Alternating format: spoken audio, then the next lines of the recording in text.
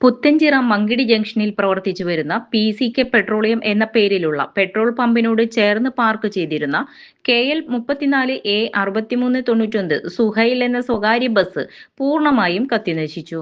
ഓഫീസിനോട് ചേർന്നുള്ള ചെറിയ മുറിക്കും ചെറിയ തോതിൽ തീപിടിച്ചു. പെട്രോൾ പമ്പിന് അപായമൊന്നും ഉണ്ടായിട്ടില്ല.